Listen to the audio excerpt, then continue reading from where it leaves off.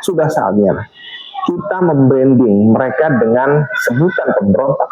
Kita sudah tidak perlu untuk berhusnudon, untuk berzon lagi terhadap mereka. Sudah, sekarang bukan saatnya untuk berhusnudon terhadap mereka. Dan sekarang sudah saatnya kita melawan mereka. Dan kita harus tumpas kelompok Ba'alwi.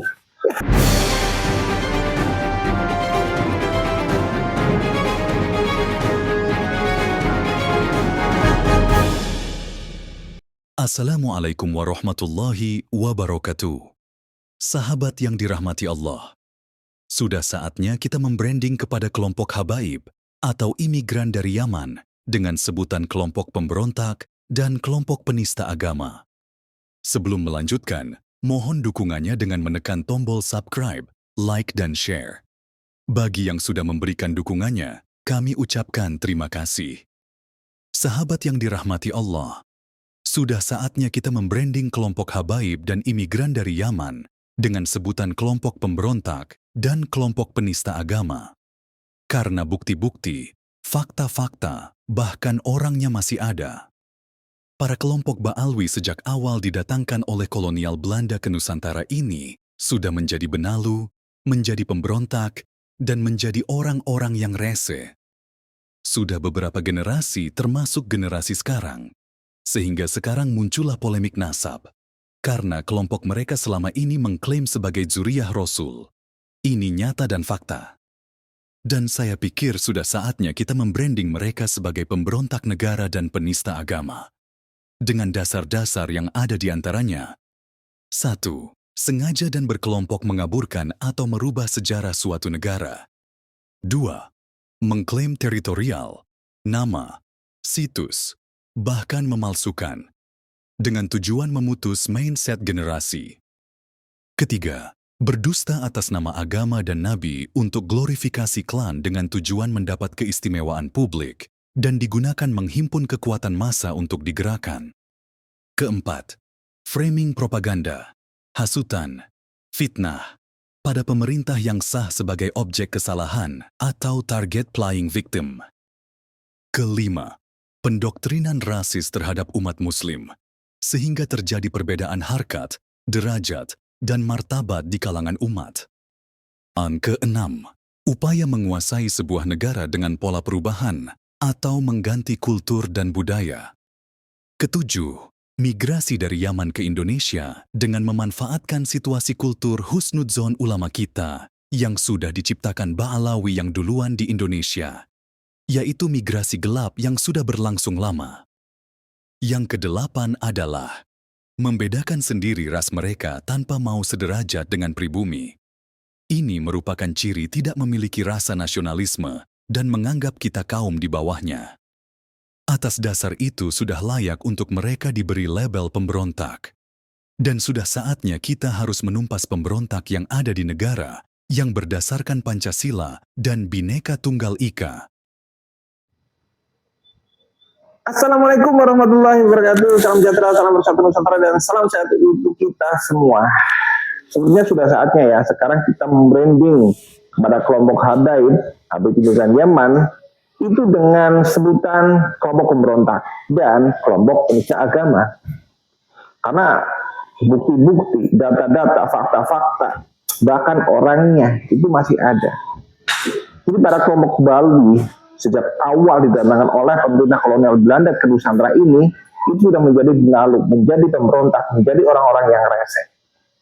Sudah beberapa generasi termasuk sekarang, hingga sekarang muncul masalah polemik nasab. Ya, karena para Habib Ba'alwi yang selama ini mengklaim kelompok mereka itu adalah zuriyah Rasul, ternyata ada yang jadi didengkot PKI, ada yang jadi didengkot ormas terlarang, ada yang sudah murtad menjadi pastor, ada yang pokoknya macam-macam deh, ada yang mengambil apa begitu, itu ada sebuah kewajiban bahkan. Dan saya pikir sekarang sudah saatnya kita membranding mereka itu sebagai pemberontak negara dan penista agama. Kenapa? Sekarang saya lebih enak ya untuk mengatakan dan membranding mereka para Habib Ba'alwi itu sebagai pemberontak negara dan penista agama. Ya, ada dasar-dasarnya. Iya, saya berikan dasar-dasarnya ya. Yang pertama, sengaja dan berkelompok mengaburkan atau merubah sejarah suatu negara. Dua, mengklaim teritorial, nama, situs, bahkan memalsukan makam-makam. Ya tujuannya mereka adalah untuk memutus mindset antar generasi. Yang tiga, berdosa atas nama agama dan nabi untuk glorifikasi klan dengan tujuan mendapat keistimewaan publik dan digunakan menghimpun kekuatan massa untuk digerakkan. Empat, framing propaganda, hasutan fitnah pada pemerintah yang sah sebagai objek kesalahan atau target playing victim. Kelima, pendoktrinan rasis terhadap umat muslim sehingga terjadi perbedaan harkat, derajat, dan martabat di kalangan umat. 6. Upaya menguasai sebuah negara dengan pola perubahan atau mengganti kultur dan budaya. 7. Migrasi dari Yaman ke Indonesia dengan memanfaatkan situasi kultur husnuzon ulama kita yang sudah diciptakan Bali yang duluan di Indonesia. Itu migrasi gelap yang sudah berlangsung sejak lama sekali. Kemudian yang ke-8 adalah membedakan sendiri ras mereka tanpa mau sederajat dengan ras pribumi. Itu adalah ciri-ciri tidak memiliki rasa nasionalisme dan menganggap kita adalah kaum di bawahnya. Ya, mungkin ini atas dasar dulu pada saat pemerintah Belanda itu memberikan hak yang istimewa bahwa kelompok Arab atau Timur Tengah itu menjadi kasta kedua dan itu di atasnya pribumi. Atas dasar itu sudah layaklah mereka untuk kita berikan label pemberontak. Ya, dan saya rasa sudah saatnya kita menumpas mereka. Jadi mereka itu tidak hanya sebagai pemberontak saja, tetapi itu sudah menistakan agama. Nama besar Rasulullah itu dipakai untuk kedoliman. Ya bahkan sejak tahun 1932 itu dari Mbah Hashim dan ulama-ulama pada saat itu sudah membranding mereka kok bahwa mereka ini Habib Bali itu bukanlah keturunan Rasulullah tetapi keturunan dari Ali bin Ubaidillah. Itu sama sekali bukan Durah Rasul. Kalau Durah Rasul itu jelas Said dan Syarif. Bahkan dari kelompok imigran juga ya, dari kelompok Al-Irsyad. Ya sempat terjadi gesekan kan antara Al-Irsyad dengan Balwi. Saat itu Aisyah pun tidak terima ketika nama besar Rasulullah itu dipakai oleh Balwi. Iya, nama besar Rasulullah itu dipakai oleh Balwi untuk gembelengan, untuk gaya-gayaan supaya mereka itu diakui sebagai keturunan Rasulullah. Tentunya di Indonesia ini mereka gunakan untuk menindas. Iya, untuk menindas. Bahkan seorang Utsman bin Yahya yang diberi gelar Mufti Batavia diberikan oleh pemerintah kolonial Belanda itu digunakan sebagai alat untuk membungkam para ulama-ulama dan pejuang Nusantara dengan fatwa-fatwanya yang sesat, fatwa-fatwanya yang menguntungkan pemerintah Belanda, sehingga banyak sekali para ulama dan para pejuang yang menjadi korban. Iya, banyak sekali ulama yang digantung karena fatwa sesatnya dari Habib Utsman bin Yahya.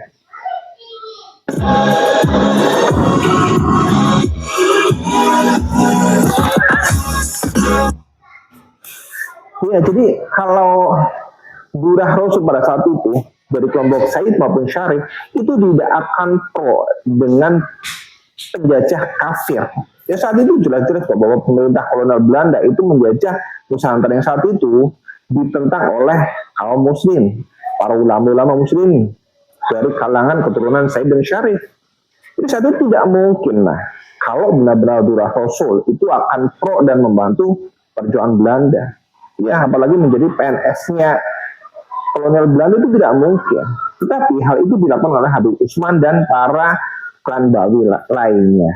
Jadi di situ bisa kita lihat bahwa para Habib Bawi yang didatangkan oleh kolonial pemerintah Belanda, oleh Vandenberg, oleh Snokkorgronye, kemudian dijadikannya Habib Utsman bin Yahya itu sebagai Mufti Batavia, itu jelas-jelas mereka adalah pemberontak. Ya. Jadi Habib Balawi itu fix adalah pemberontak dari zaman ke zaman. Dan hingga sekarang itu muncul lagi tentang masalah polemik nasab. Polemik nasab ini tercipta atau terbentuk atau terbunyi itu karena apa?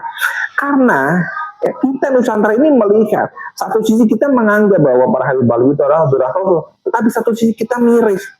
Kok ada Abdurrah Rasul modelan seperti itu? Seperti Bahar, seperti Rizik, seperti Habib yang lain. Hanya Habib Lutfi mungkin saat itu yang dalam kamuflasenya itu belum sampai terbongkar gedoknya. Kalau melihat Habib radikal kayak Rizik, kayak Bahar, kita miris. Masa sih Abdurrah Rasul seperti itu? Akhirnya oleh Kiai Madudin Usman Al-Bantani itu dicari bukti-buktinya.